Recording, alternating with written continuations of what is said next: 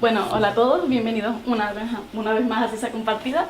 Hoy arrancamos el 8º ciclo de charlas hablando de unos seres vivos que llevan en nuestro planeta más de 500 millones de años. Se encuentran en todos los océanos, la mayoría son urticantes y algunos pueden llegar a ser hasta letales.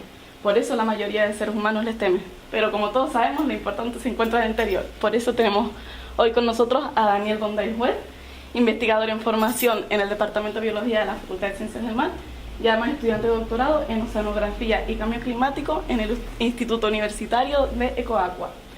Y viene a hablarnos acerca del metabolismo, respiración y procesos enzimáticos en las medusas. Un fuerte aplauso, por favor. Bueno, pues antes que nada, muchas gracias a Ciencia Compartida por darme la oportunidad de estar ante ustedes y difundir un poco mi investigación.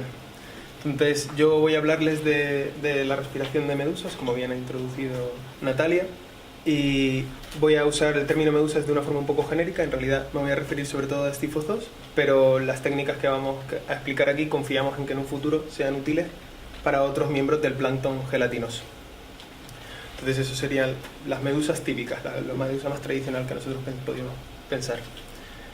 Y simplemente iba a hablar de una serie de aspectos generales de las medusas, pero creo que muchos aquí los conocen, y voy a simplemente ahondar en aquellos que me parece que son más relevantes para entender la importancia de nuestro estudio.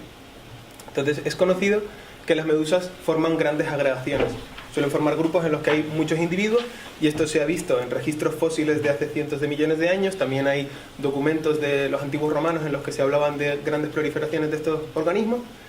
Pero el enfoque de la investigación ha cambiado un poco, y sabiendo ya muy bien que estas agregaciones existían, ahora se plantea si estas agregaciones están siendo más frecuentes, si las poblaciones en determinadas regiones están aumentando, e incluso se especula con que haya un aumento global de las poblaciones de medusas. Y esta idea, este razonamiento viene porque de alguna forma el ser humano está contribuyendo a que el océano vuelva a tener las condiciones que tenía cuando las medusas eran las reinas de la columna de agua. Entonces, la sobrepesca, en la cual estamos retirando del medio a los competidores y depredadores de las medusas, permite unas condiciones idóneas para que éstas proliferen. Pero además tendríamos la sobreconstrucción del litoral, que permitiría más sustrato para las fases de vida sésiles de las medusas. También tendríamos el transporte de aguas o los barcos, las plataformas petrolíferas que podrían transportar consigo especies invasivas a entornos donde podrían proliferar con mucha más facilidad.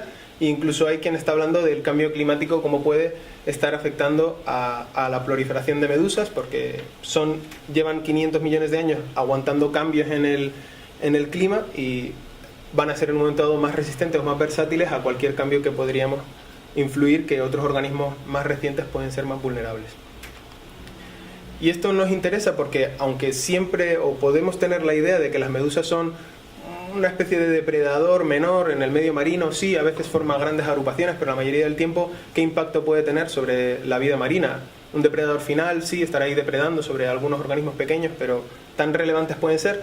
Pues la realidad es que si combinamos el hecho de que pueden estar aumentando a que se está viendo unas relaciones tróficas con las medusas bastante más significativas, puede que en un futuro veamos que las medusas van a ser mucho más relevantes en el discurso sobre la ecología marina. Una de las relaciones que es bastante particular, o que en un momento dado no se piensa en relación a las medusas, es que pueden servir como lugares de agregación de peces.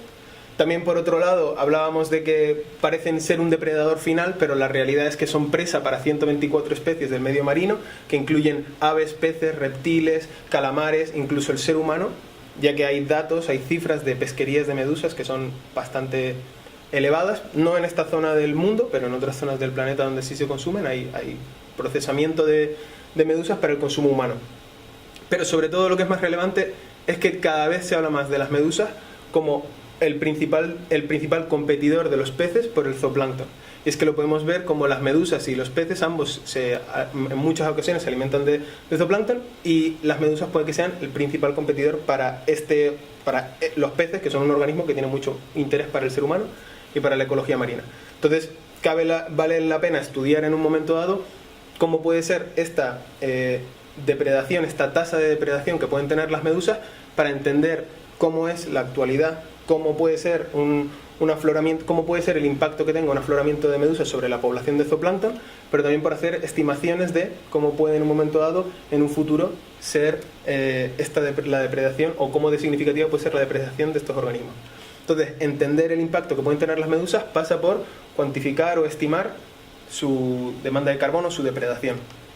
Y para estudiar en un momento dado las necesidades alimenticias de las medusas, podemos recurrir a varias técnicas. Tendríamos por un lado el abrirlas y entender en un momento dado qué tienen en su interior, qué están digiriendo estas medusas, y podríamos así hacernos una idea de cantidades y también de especies que están depredando. También por otro lado podríamos capturarlas vivas, incubarlas en un medio aislado, darles una cantidad conocida de alimento y ver en un momento dado cuánto de ese alimento han comido en un determinado tiempo. Eso también nos daría una idea de cuál es su capacidad de depredación. Y otra alternativa también podría ser entender las necesidades metabólicas. Es decir, si estudiamos el metabolismo, por ejemplo el respiratorio, que como todos sabemos sería el uso de alimento junto con oxígeno para generar energía, y además se generaría CO2 y agua. Entonces, este uso de alimento asociado al oxígeno para la generación de energía nos está dando una idea de cuánto alimento es necesario para abastecer las necesidades energéticas de las medusas. Entonces, estudiar la respiración nos puede acercar a entender cuáles son las necesidades alimenticias de las medusas, ¿sí? Pero en el caso de las medusas contamos con una serie de problemas que son que solo encontramos en este plancton de este tamaño tan grande como es el de las medusas, porque por un lado son bastante más frágiles que otros individuos del plancton. Además, tienen a veces tamaños que pueden alcanzar 200 kilos, como podría ser el de la medusa gigante, y además muchas de estas técnicas que requieren incubaciones pueden ser bastante laboriosas y costosas de tiempo, ya que hace falta incubar un organismo, tenerlo encerrado durante largas cantidades de tiempo para ver en un momento dado algunos de estos procesos.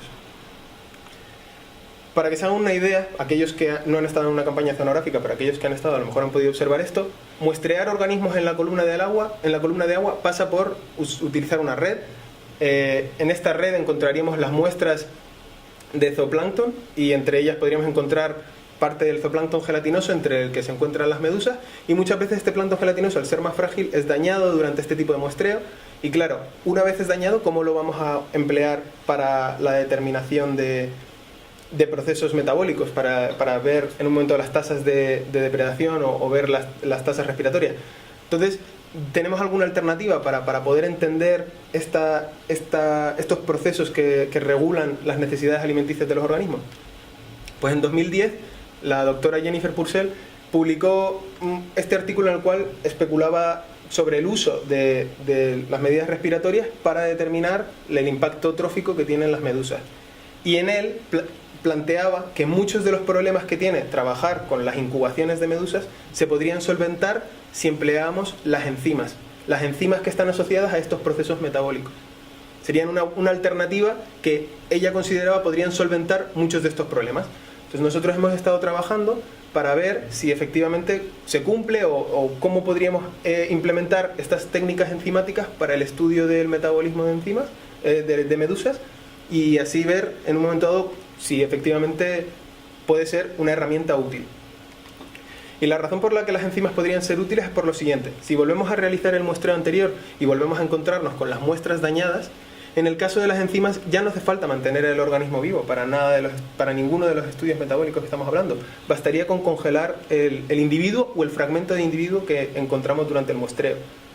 Además, los métodos enzimáticos pueden resultar bastante más rápidos cuando hay una enorme cantidad de muestras congeladas, porque si no, durante la campaña tendríamos que estar manteniendo estos organismos vivos hasta el estudio. Si hacemos el estudio automáticamente después del muestreo, necesitaríamos una serie de recipientes que a lo mejor tendrían que estar 24 horas para poder observar algunos de estos procesos que he ido describiendo. Entonces, los métodos enzimáticos no cuentan con esas necesidades, simplemente congelas y después sí tendrás que hacer una serie de reacciones químicas, sí requiere un tiempo, pero no estamos hablando de la misma escala de tiempo.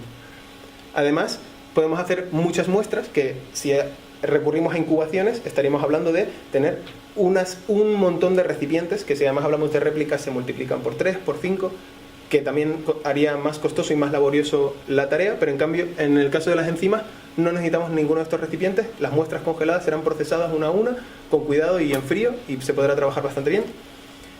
Y luego además nos encontramos con el problema del tamaño. Y el problema del tamaño lo solventamos con que en el caso de las técnicas enzimáticas no necesitamos el organismo entero. Podríamos empezar a pensar en trabajar con un fragmento del organismo que luego nos permitiese extrapolar al organismo entero.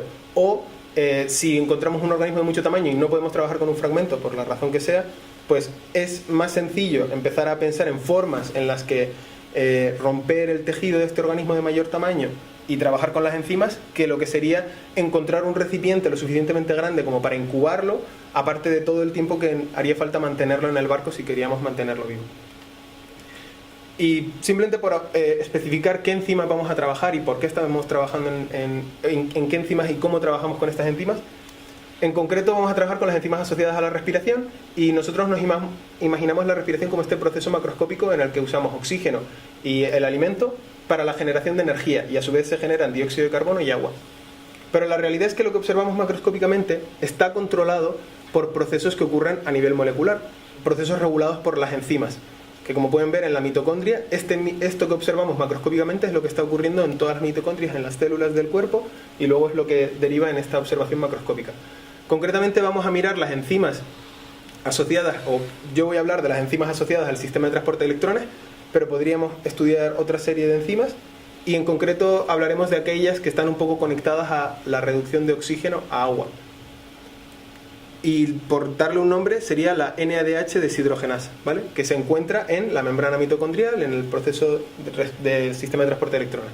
Entonces aquí ven un esquema resumido de cómo es este sistema de transporte de electrones, y quiero que simplemente por recorrerlo un poco con ustedes lo diferencien en dos partes. Aquí estaría el sistema de transporte de electrones y el ciclo de Krebs, que son las dos partes fundamentales de lo que sería la respiración a nivel molecular. En el ciclo de Krebs es donde se está produciendo el dióxido de carbono y también se está generando el NADH, que luego iría a la NADH deshidrogenasa y daría comienzo de alguna forma al sistema de transporte de electrones, que terminaría con la reducción del oxígeno formando agua. Entonces, si entendemos el funcionamiento de esta enzima, podemos en un momento dado especular sobre estos procesos que regularán la respiración del organismo. Y a lo mejor esto puede parecer muy complejo, pero en realidad es bastante sencillo y simplemente pasa por romper el tejido. Una vez hemos roto el tejido, hemos logrado liberar todas estas enzimas. Normalmente lo hacemos en un buffer para controlar que el pH no cambie mucho, y en el caso del sistema de transporte de electrones nos vamos a basar en las técnicas desarrolladas por el Dr. Packard en 1971. Entonces, romper el tejido vamos a llamarlo homogenización. Entonces, si hablo de homogenización, me estaré refiriendo a este proceso en el cual rompemos el tejido, lo disgregamos lo máximo posible para liberar estas enzimas. Luego sería simplemente coger parte de ese homogenizado y darle los sustratos, darle los reactivos que tendría cuando estaba dentro del organismo. En el caso de la NADH deshidrogenasa estaríamos hablando de añadir NADH, y nosotros sospechamos que a lo mejor el NADPH también es necesario. Entonces, al añadir estos dos sustratos, la enzima simplemente hace su reacción bioquímica que haría naturalmente. Y además, en el caso del sistema de transporte de electrones, añadimos un indicador que se llama INT.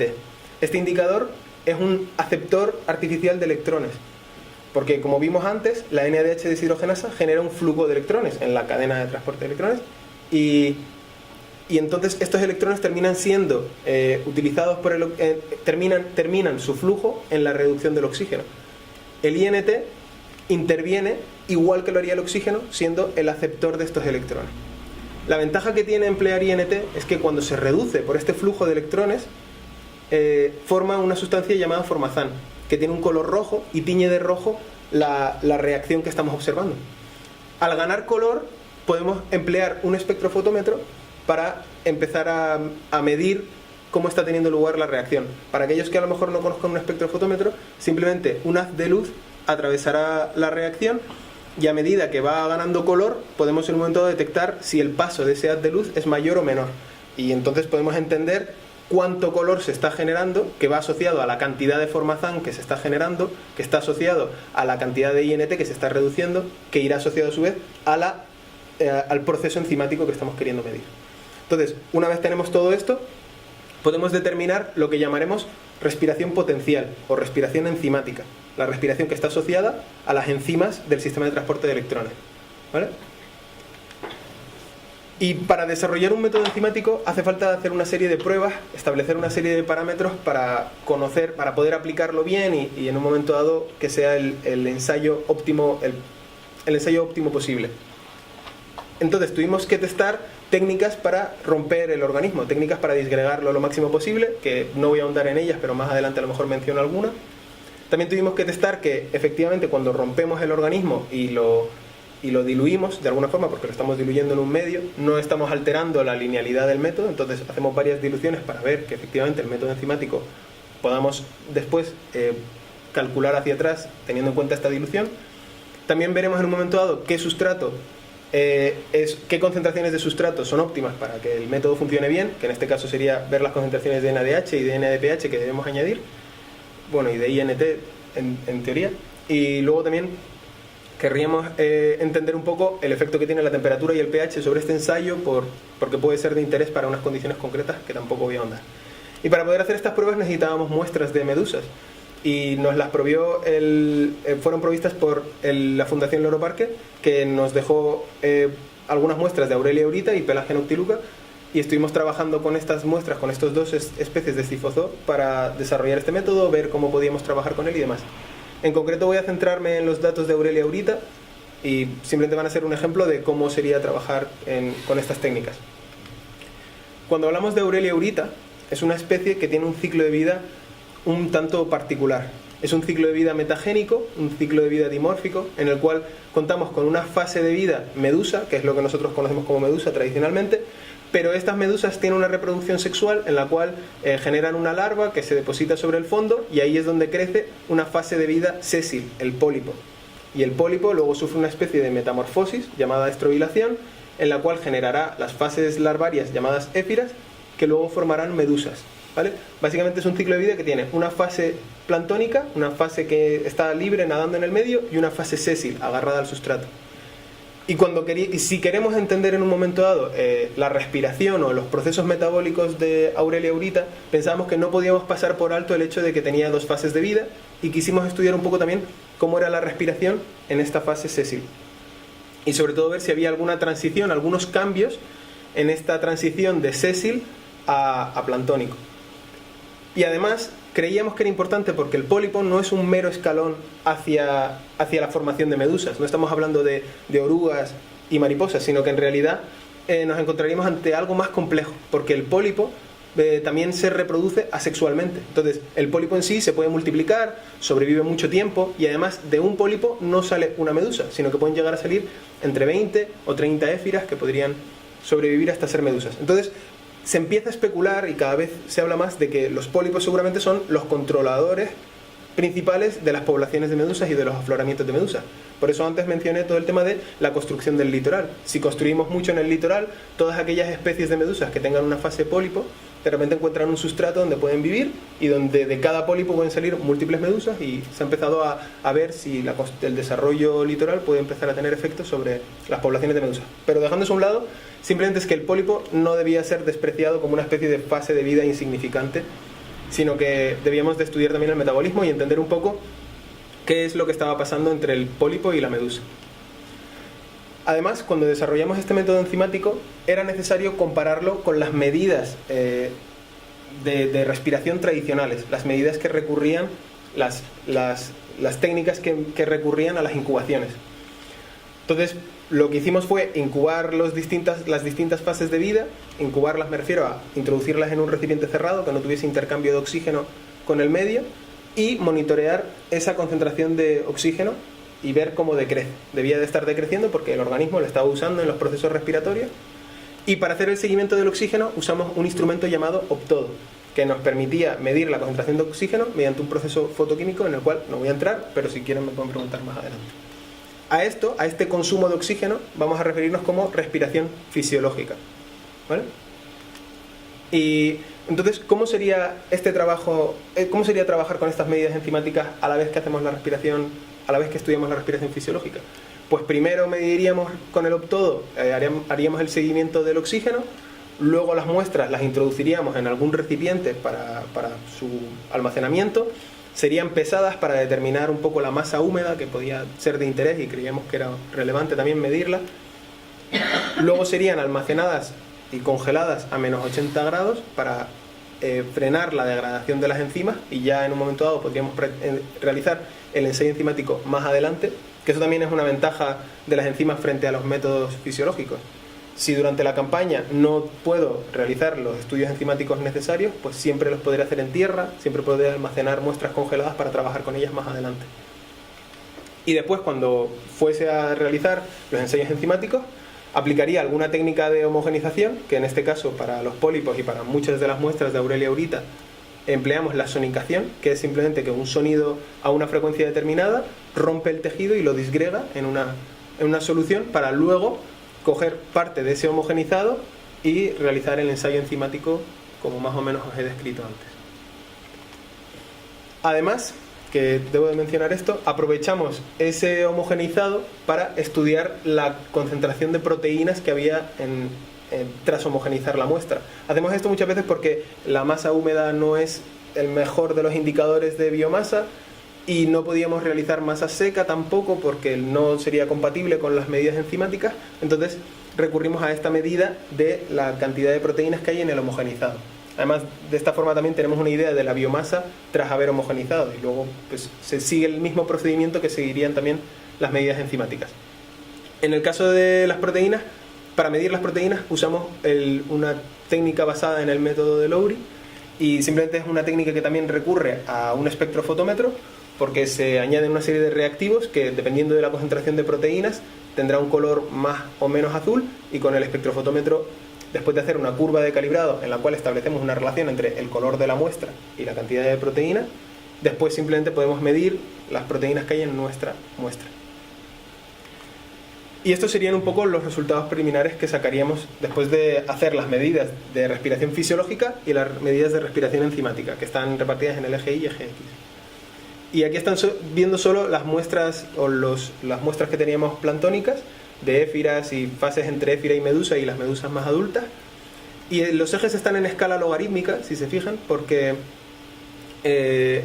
para poder representar bien el rango de tamaños tan grande que teníamos, es preferible usar los ejes en escala logarítmica, y luego podemos observar cómo hay una relación bastante buena, una relación potencial bastante buena entre ambos parámetros. Pero en cambio, cuando metemos los pólipos en esta gráfica, vemos que presentan un comportamiento ligeramente distinto. Podríamos decir que la respiración potencial, la respiración enzimática en los pólipos parece ser ligeramente mayor. Otra forma de representarlo sería representar la tasa fisiológica y la tasa enzimática frente a la masa húmeda. De nuevo, en escala logarítmica, y vemos cómo se comportan ligeramente, bastante parecido, siendo la tasa enzimática ligeramente mayor, que cabía esperar esto, porque sería como la respiración potencial, sería como la capacidad máxima del organismo. Sí es verdad que en este caso, normalmente la respiración enzimática es incluso mayor, pero en este caso los organismos estaban recientemente alimentados, y creemos que eso es lo que puede haber hecho que su tasa fisiológica esté próxima a la tasa enzimática. Y pueden ver las respectivas ecuaciones potenciales. Por si no lo he dicho, en azul más oscuro están los datos de respiración potencial, y en azul clarito están los datos de respiración fisiológica.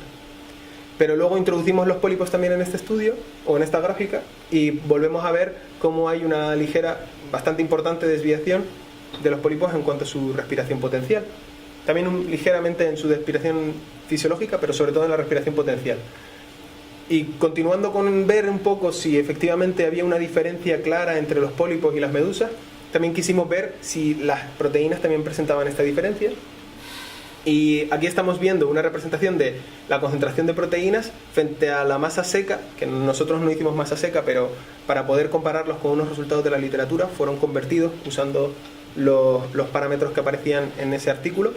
Y es el artículo que está de fondo, que serían los triángulos blancos, es el artículo hecho por Cathy Lucas en 1924, donde ella también usó Lowry para estudiar las proteínas en Aurelia aurita, y nos pareció conveniente pues representar nuestros resultados frente a los de ella. Y aquí pueden ver los círculos verdes y los círculos amarillos, que son las distintas fases planctónicas, representados sobre los resultados de Cathy Lucas, y ven de nuevo cómo los pólipos tienen una concentración de proteínas también distinta, que se sale un poco de lo que cabía esperar. En el diagrama de barras al lado también se ve bastante bien cómo el porcentaje de proteínas frente a la masa húmeda o dividido entre la masa húmeda es significativamente mayor en los pólipos. Entonces, si ahora sabiendo un poco esto y sabiendo que la biomasa presenta un comportamiento, o las proteínas presentan un comportamiento relativamente anómalo, quisimos estudiar el metabolismo, pero normalizado, es decir, dividido entre la biomasa, ¿vale? Esto se hace mucho porque queríamos en un momento dado ver, poder comparar la respiración sin que la biomasa tuviese efecto. Los pólipos son bastante más pequeños que las medusas y claro, no van a respirar igual que una medusa, pero si les quitamos el efecto que tiene la biomasa, si todos fuesen del mismo tamaño, ¿cómo sería este metabolismo? Y eso fue lo que quisimos ver. En las barras azul clarito estaría la respiración fisiológica y en las barras azul oscuro estaría la respiración potencial. Y volvemos a ver algo parecido a lo que hemos estado discutiendo, que incluso normalizados por masa húmeda, los pólipos presentan una respiración fisiológica ligeramente mayor, que no es necesariamente significativa, pero aparentemente mayor, y una respiración potencial que es bastante mayor que la respiración fisiológica. Pero cuando normalizamos, cuando dividimos entre la cantidad de proteínas, que sería como hacer que todos tuviesen la misma cantidad de proteínas, que ya hablaremos más adelante de por qué nos podía interesar en un momento dado, no solo usar la masa húmeda, pero también las proteínas, podemos ver que las tasas enzimáticas son todas bastante parecidas y en cambio las tasas fisiológicas de los pólipos son bastante menores cuando hemos normalizado por proteínas. Otro parámetro que podemos sacar de estos resultados es la tasa fisiológica dividida entre la tasa enzimática, que para que se haga una idea sería algo así como el porcentaje de actividad que está empleando el organismo de su capacidad máxima, ¿vale? Si la tasa fisiológica es como si fuese el máximo, ¿qué porcentaje estaba empleando el organismo cuando le hicimos el estudio fisiológico? Y vemos que los pólipos presentan un porcentaje bastante bajo, mientras que los planctónicos presentan un porcentaje ligeramente mayor. Entonces quisimos también comparar la tasa respiratoria que habíamos observado en los pólipos con los pocos resultados que había en la literatura, que solo hay otros 3 artículos que hayan hecho tasa respiratoria en pólipos de Aurelia aurita, y tras convertir los resultados a que todos tuviesen las mismas unidades, creemos que nuestros resultados están dentro de lo que cabía esperar viendo los resultados que hay en la literatura, más o menos. Y muchos de estos artículos mencionaban cómo los pólipos tenían una versatilidad muy alta y cómo se veía reflejada en su metabolismo. Por ejemplo, en alguno de ellos comentaban la capacidad que tenían los pólipos de aguantar bajas concentraciones de oxígeno, la capacidad que tenían los pólipos para aguantar tiempo sin alimentarse, sin estar alimentados. Y también comentaban cómo la respiración que medían tras 24 horas sin estar alimentados era parecida a la que podían observar después de 14 días sin estar alimentados. Esto nos llevó a una serie de razonamientos que voy a poner aquí, no voy a recorrerlos uno a uno, pero voy a comentar más o menos por encima la idea que sacamos de si efectivamente están ocurriendo unos cambios entre los pólipos y las medusas. Entonces creemos que sí, efectivamente hay cambios en la bioquímica, en la composición bioquímica, pero también en el metabolismo entre los pólipos y las medusas. Creemos que el porcentaje de proteínas o la aparente disminución en el porcentaje de proteínas entre los pólipos y las medusas, creemos que se debe más a un aumento en la cantidad de agua del organismo. Creemos que cuando se está sufriendo la estrobilación y se están formando las éfiras empiezan a tener una cantidad de agua mayor que la que tenía el pólipo y conservan esa especie de alta cantidad de agua a medida que van siendo adultos. Que esto no es tampoco tan sorprendente porque sabemos que las medusas tienen una alta cantidad de agua, y entonces creemos que eso es un poco lo que está pasando, que cuando ya van a pasar a la fase de vida planctónica y quieren en un momento dado aumentar su tamaño, que les previene de algunos tipos de depredación, que les permite abarcar un área más alta y demás, y empiezan a aumentar su contenido en agua, pues creemos que esto ocurre durante la estrobilación y aparentemente es como una disminución en proteínas, pero creemos que no es exactamente eso. Y luego en el caso de la respiración, sospechamos que el hecho de que los pólipos tuviesen una respiración potencial tan alta, que de nuevo cuando estaba normalizada por proteínas eran todos muy parecidas, pero su respiración fisiológica fuese mucho menor que su respiración potencial, sospechamos que se debe al alto control que tienen los pólipos sobre su metabolismo.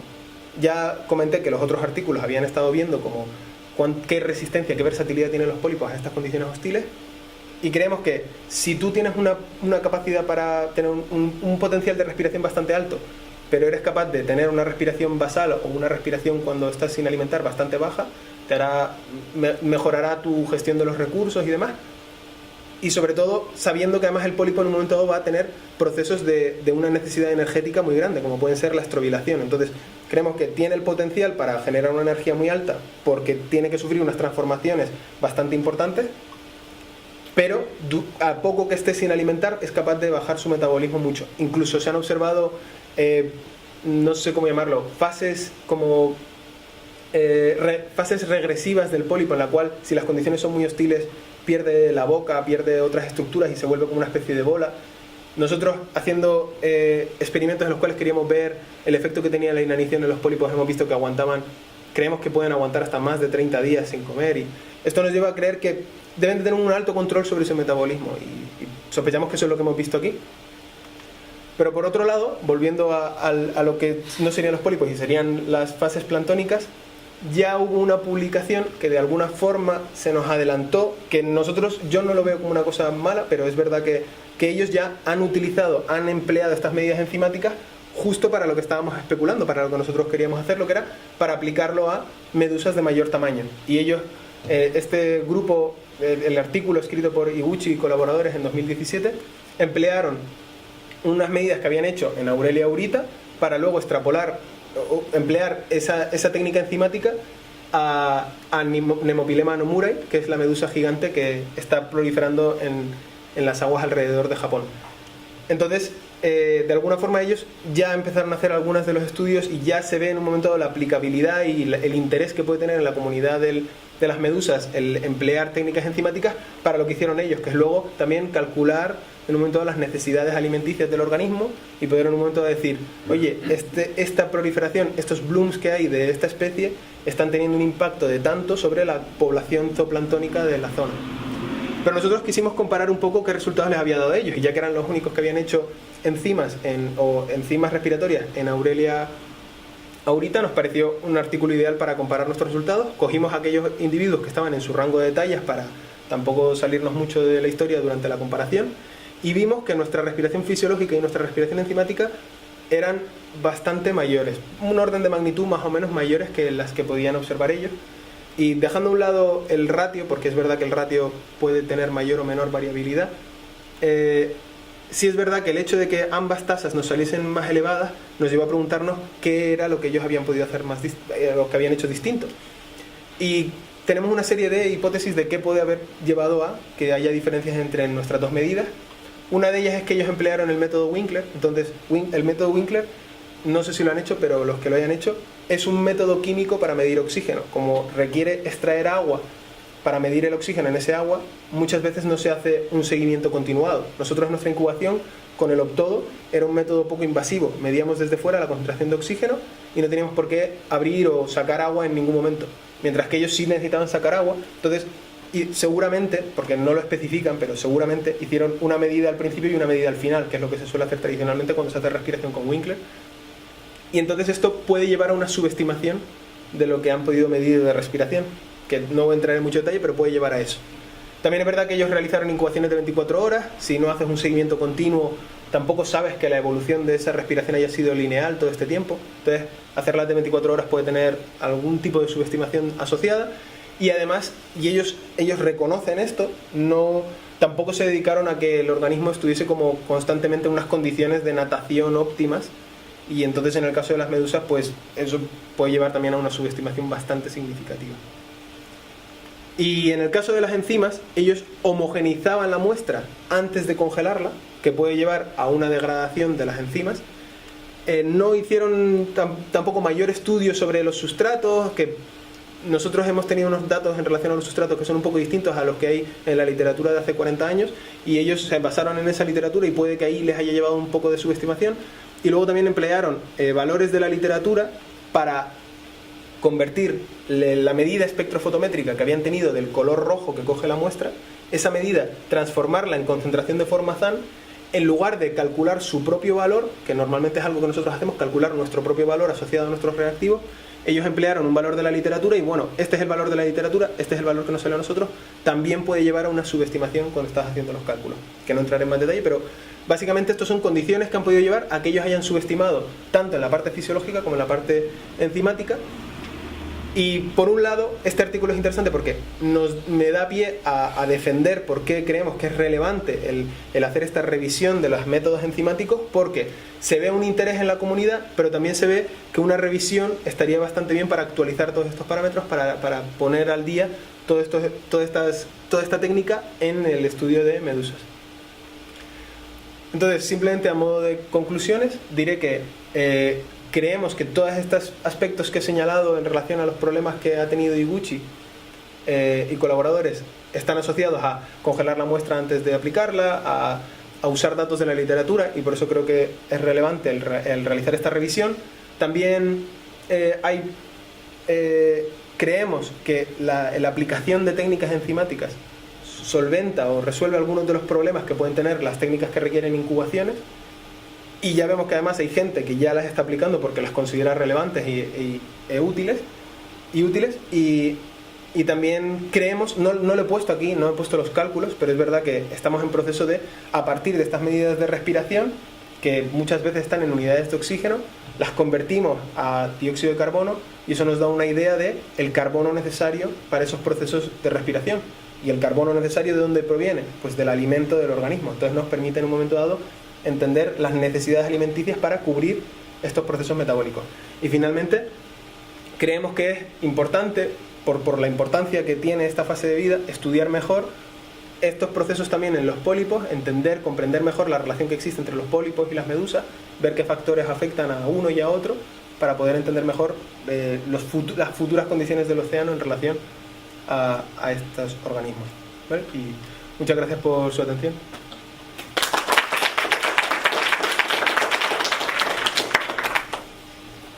Pues si tienen alguna duda, ¿no? Pueden preguntar ahora, lo quieran. Yo tengo una. Bien. Con el tema de las medusas y todas las plagas estas que hay, que aparecen en todos lados ahora mismo, ¿ha habido alguna que otra noticia de utilizar medusas como un producto alimenticio para, así decirlo, lo que serían las hambrunas y todo eso, pues disminuir la cantidad? Sí. ¿Piensas eso como una buena idea? Lo que acabas de decir es un buen comentario, y es bastante relevante, porque es verdad, si las poblaciones de medusas van a seguir aumentando y tenemos esta especie de desequilibrio en el cual elegimos a unos para ser capturados y a otros les dejamos el pase, y vemos que quitarles competidores está beneficiando, pues a lo mejor encontrar el equilibrio pasa por capturar las medusas. Sí es verdad que esto también podría llevar a una sobreexplotación de las medusas y a volver a desequilibrar la cosa y simplemente dejar el océano con menos vida. Yo sí creo que son un recurso que podría tener algún valor alimenticio. Es verdad que tienen un alto contenido en agua, que tampoco es que por peso sean tan útiles. Normalmente el tratamiento que sufren, simplemente por curiosidad, es que se suelen trabajar con salmuera. Igual que harías con unos pepinillos o cosas así, las salas mucho y tienes como una especie de conserva de medusas que después es comestible. Yo creo que sí, a lo mejor no cubriría necesidades alimenticias del mundo, pero a lo mejor como suplemento alimenticio de cosas, a lo mejor en utilización de piensos y demás. May estuvo proponiendo proyectos en los cuales se empleaba medusas como parte de la alimentación de especies acuícolas, de especies que se usan en acuicultura. En principio no se ha hecho y sospechamos que a lo mejor tiene algún efecto sobre la longevidad, a lo mejor incluso mejora la calidad del producto del pez que se está cultivando. Y también iba a comentar que es verdad que aparentemente hay una especie de aumento de las poblaciones de las medusas, pero es verdad también que nuestra interacción con el mar ha aumentado muchísimo. Entonces el turismo está completamente masificado, entonces cualquier fenómeno de medusas que hace 60 años a lo mejor podría pasar desapercibido, es fácil que ahora afecte a alguna población, afecte a algunas personas, afecte a alguna comunidad. La pesquería le pasa un poco lo mismo, desde que se ha tecnificado y es mucho más agresiva, se encuentra con más organismos que son no un problema, pero que no tienen un valor directo económico, y claro, las medusas aparentemente de repente son como un problema mayor de lo que eran hace tiempo. Entonces es fácil dejarse llevar porque las medusas están aumentando y están invadiendo todo, pero sobre todo se basan en esto, en la idea de que si estamos quitando todos aquellos organismos que hay en el medio y estamos dejando algunos porque no nos caen bien o porque no nos parece que tengan ningún valor, es fácil que esos aumenten. ¿Capturarlos sería la solución? Yo creo que simplemente llevaría a que disminuyan aún más las poblaciones de otros organismos. Pero es verdad que tarde o temprano tendremos que alimentarnos de algo y veremos cómo en un momento hacemos una alimentación más equilibrada, tal vez. sí, ¿alguna duda más? ¿Alguna cosa? Yo puedo explicar en más detalle cualquier cosa si hay algo que no ha quedado claro. Pues nada. Bueno, Como tú no, quieras, una cosa, vale. yo. Sí, tú di comentario. Yo creo que también una cosa importante, bueno, este trabajo tienes muchísimo, primero enhorabuena porque lo has puesto muy bien, muy claro y es un trabajo muy relevante que está en camino de verse publicado, ¿no? Pero una de las cosas más importantes, o bueno, relevantes desde mi punto de vista es que el universo de los pólipos es un universo desconocido, ¿no? En general todas las medusas era, vamos, un cajón donde nadie quería meterse por lo que tú comentaste, de que son difíciles de estudiar y demás, pero ya los pólipos más, ¿no? Porque los pólipos pues, ni los miramos, ¿no? Y entonces es importante ver como tú bien dijiste, los pólipos no son una parte del ciclo insignificante, sino de alguna manera un reservorio de la genética del animal, del individuo que aguanta pues épocas desfavorables y que además no solo sirve para dar medusas, sino él mismo se reproduce de forma asexual. Y entonces, bueno, están ahí, esos pólipos están ahí. ¿Quiénes son sus depredadores? ¿Qué se los comen? ¿Por qué no? Yo creo que eso es una pregunta buenísima. La doctora que mencioné antes, Jennifer Purcell, que había hecho el artículo relacionado a la respiración con el impacto trófico de las medusas, estuvo haciendo una colaboración con nosotros y a mí me sorprendió que ella siempre insistía en que no se sabe bien cuáles son los pólipos que conectan algunas especies de medusas. Todavía a día de hoy hay especies de medusas que no se sabe, o a lo mejor se ha visto alguna vez el pólipo, pero no se puede en un momento determinar exactamente dónde están los pólipos que forman esas poblaciones. Entonces, ahí hay una clave para en un momento frenar la proliferación de algunas especies, pero no se está estudiando tanto. Y has dicho algo y me venía una línea de pensamiento y se me ha ido. Exacto. Hay un artículo que también escrito en Japón, porque en Japón se ve que estudian un montón de las medusas. Estudiaban eso, que había algún tipo de nudibranquios, había algunos crustáceos costeros que se dedicaban a depredar sobre esos pólipos. La verdad es que a mí me encantaría poner a prueba algunos de nuestra fauna costera para ver si en un momento podría ser como incluso una especie de bioremediación de medusas, que sería en un momento dado, no digo de poner una especie invasora, pero ver en un momento dado qué organismos pueden en un momento dado depredar sobre pólipos y poner las condiciones óptimas para que los organismos que podrían depredar sobre pólipos sobre una zona determinada proliferen y puedan en un momento dado regular un poco la cantidad de pólipos que hay en una región.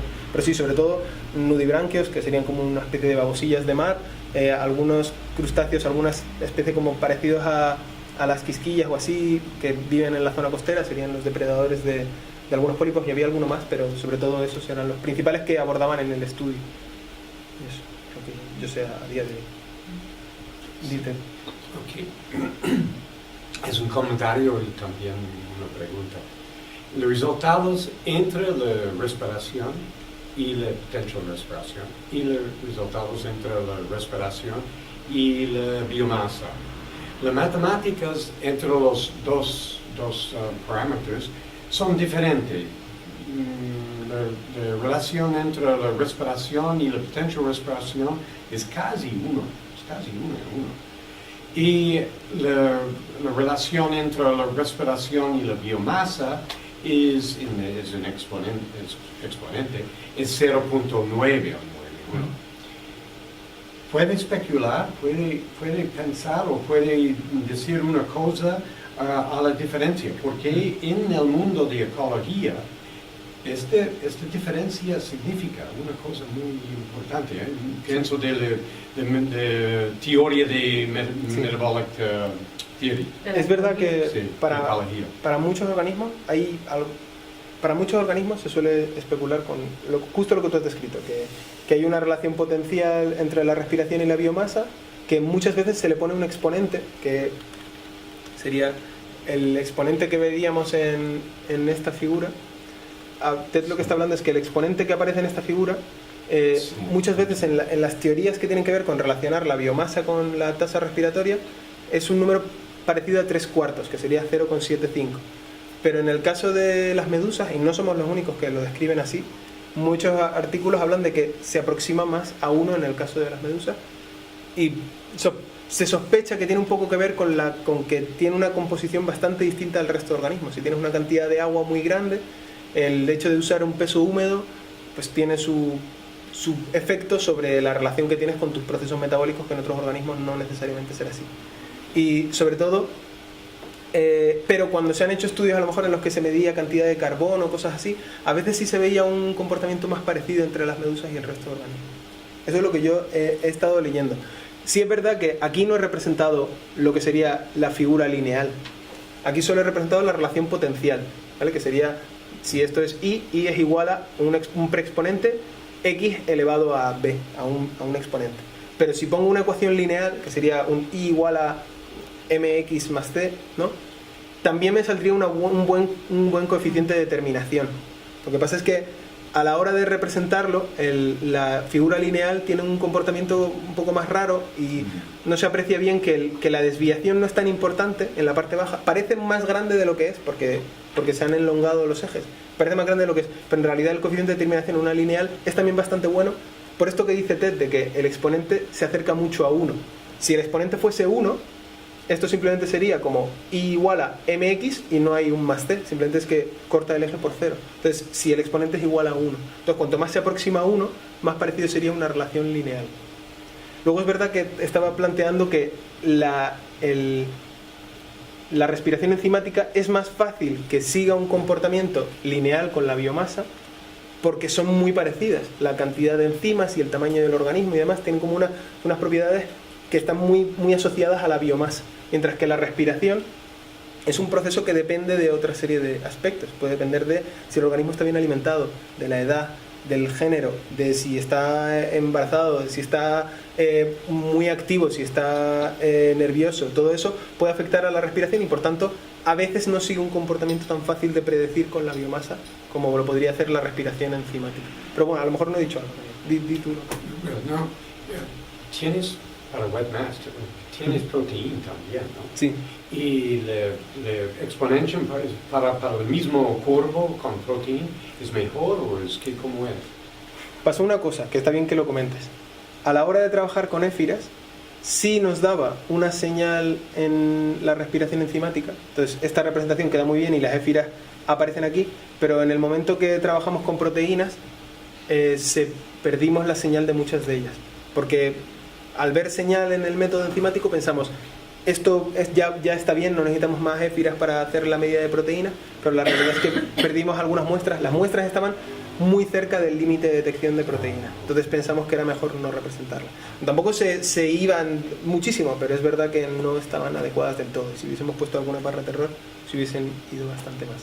En cambio, el resto de organismos sí encaja bastante bien en proteínas, y si representamos esto frente a proteínas, sale bastante bien. Lo que pasa es que al perder las éfiras se pierde en un momento dado rango de tamaño y engaña un poco el que el coeficiente de determinación sea un poco menor, porque en realidad lo que pasa es que solo trabajas a lo mejor con estas de aquí y entonces la linealidad no está tan clara. ¿Sí? Y la otra figura que tiene con la respiración y la potential respiration, sí. Es esta, sí. Sí, es punto 96. Está bastante bien. Y a ver, yo entiendo que la biomasa parece estar ahí como siendo también un parámetro válido en relación a estimar la fisiología. Simplemente sería entender un poco mejor la relación entre el potencial y el fisiológico, porque seguramente es una herramienta más sofisticada, que se acerca más a la realidad de la respiración del organismo que la biomasa. Sobre todo en estos que tienen un alto contenido en agua. Cuando Jennifer estuvo aquí, hablaba mucho de muchos autores que usaban peso seco, que empezaban a tener muchos problemas porque como el contenido en agua era tan alto, cuando hacían peso seco se encontraban con que solamente la salinidad, solamente la sal que había en ese agua, empezaba a ser relevante en el peso del organismo. Entonces tenías un peso en el cual estabas metiendo una serie de errores relacionados con la sal, que simplemente es que los parámetros relacionados con la biomasa están bien, a lo mejor para una cosa a gran escala está más o menos bien, pero a lo mejor estas medidas enzimáticas pueden ser una herramienta para complementar o ser más útiles a la hora de estimar esta respiración a partir de todo eso. Pues nada, pues eso es todo. Bueno, si no hay más preguntas, aquí damos por finalizada la charla de hoy. Dani, te damos muchas gracias por venir, todo el equipo de Ciencia Compartida te lo agradece, y gracias por acercarnos un poco más al mundo poco conocido de las medusas. Un fuerte aplauso, por favor.